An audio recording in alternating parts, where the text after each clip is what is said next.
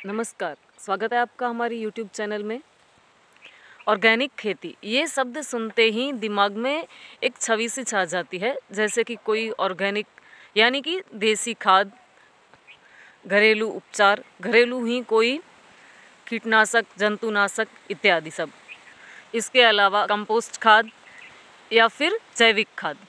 तो जी हाँ, ऑर्गेनिक खेती में ये सब का स्थान मुख्य रूप से महत्व का ही है, लेकिन इसके अलावा जो एक बहुत ही इसका महत्वपूर्ण अंग है वो है प्लांट का नेचर जानना। क्योंकि ये सारे खाद, कीटनाशक, जंतुनाशक, इन सब का प्रयोग करके हम अच्छे से खेती कर सकते हैं, लेकिन हम इन सभी चीज़ों का प्रयोग किस फसल पर, किस खेती में, किस प्लांट पर कर रहे हैं।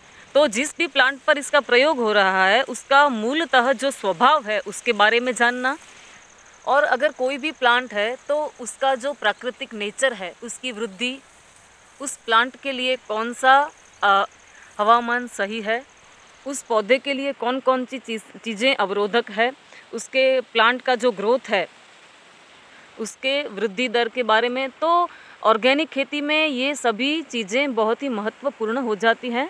और ऑर्गेनिक खेती ही क्यों, अगर कोई भी खेती आप करते हैं, कोई भी प्लांटेशन करते हैं, तो आपके लिए सबसे ज़रूरी होगा उस प्लांट की जो प्राकृतिक उसका नेचर है उसके बारे में जानना, और उसके प्राकृतिक स्वभाव के अंतर्गत उसकी देखरेख, उसको खाद, उसको पानी, ये सभी देना। तो कुछ इन्हीं मूलभूत चीज़ों का ध्यान रखते हुए आज हम बात करेंगे कोई भी खाद, कीटनाशक या फिर फर्टिलाइज़र के यूज़ किए बिना।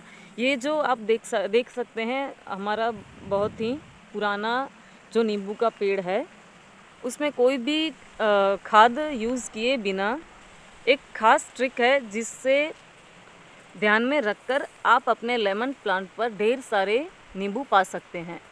वैसे तो साल में 2 से 3 बार अगर आपका लेमन प्लांट अच्छा है, उसकी ग्रोथ अच्छी है, उसका वृद्धि विकास अच्छा है, तो 2 से 3 बार आप अपने लेमन पर फ्लावरिंग पा सकते हैं।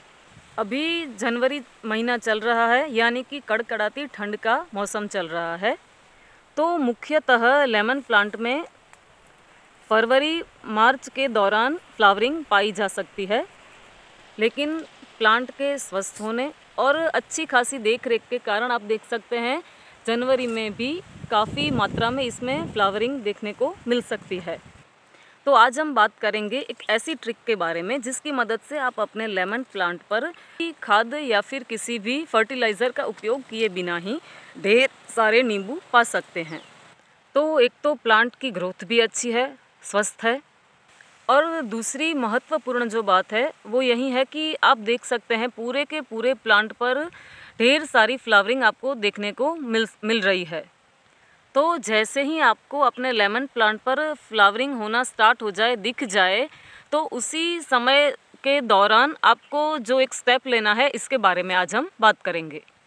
पौधे में फ्लावरिंग का स्टार्ट होना यानी कि ये पौधे की गर्मी की अवस्था को दर्शाता है।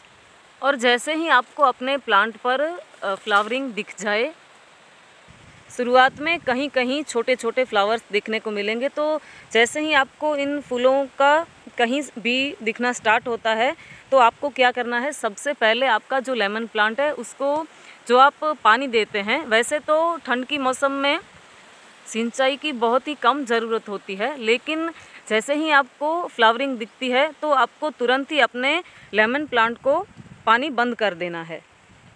क्योंकि प्लांट में फूलों का दिखना पौधे की गर्मी की अवस्था को दर्शाता है, और अगर इसी गर्मी की अवस्था के दौरान ही अगर आप अपने प्लांट को पानी देते हैं तो इसकी जो पूरी की पूरी गर्मी है वो ख़राब हो जाएगी, और इसके कारण जो इस पर सही से फ्लावरिंग लगने वाली थी उसका फ्लावरिंग का लगना रुक जाएगा और आपके प्लांट में फूलों की जगह पत्तियां ज़्यादा आ जाएंगी। तो जैसे ही कुछ इस तरीके के दाने आपके प्लांट में दिखना, नॉर्मल जो वाटरिंग है उसको रोक देना है। तो आप देख सकते हैं पूरे के पूरे प्लांट पर अच्छे से फ्लावरिंग लगी हुई, कहीं पर छोटे छोटे दाने हैं तो कहीं पे अच्छे से ये फूल हैं वो खिल चुके हैं, और कहीं पर इस तरीके के छोटे छोटे नींबू भी लग चुके हैं। तो हमने अपने इस नींबू के प्लांट पर जब से फ्लावरिंग दिखना स्टार्ट हुई, लगभग 10 से 15 दिनों का समय हो चुका है, तब से हमने इसको पानी देना बंद कर दिया है। और आप देख सकते हैं पूरे के पूरे प्लांट पर अच्छे से फ्लावरिंग पीरियड चल रहा है और अच्छे से इस पे काफ़ी ज़्यादा मात्रा में फ्लावर लगे हैं। तो अब इस टाइम पे आपको ध्यान रखना है कि जब तक इसमें नए फूल आना तक आपको इस प्लांट को पानी नहीं देना है, क्योंकि अगर आप इस समय पर प्लांट देंगे तो इसकी गर्मी है वो ख़राब हो जाएगी और पौधे पर अच्छे से फूलों का लगना और इसकी जो पॉलिनेशन की प्रक्रिया है वो रुक जाएगी। और अगर इस समय पर प्लांट को पानी दिया जाएगा तो पूरा का पूरा जो प्लांट है वो शीतल पड़ जाएगा, पत्तियां ज़्यादा मात्रा में आएंगी। तो ये थी कुछ मूलभूत जानकारी लेमन प्लांटेशन और इसकी फ्लावरिंग का जो पीरियड है इसके बारे में। तो किसी भी खाद का या फिर फर्टिलाइज़र का यूज़ किए बिना ये कुछ मूलभूत और बेसिक चीज़ें जिसके बारे में आज हमने बात की। अगर आपको हमारी वीडियोस अच्छी लगती हैं तो प्लीज़ ज़्यादा से ज़्यादा लाइक्स करें, शेयर करें एंड सब्सक्राइब। धन्यवाद।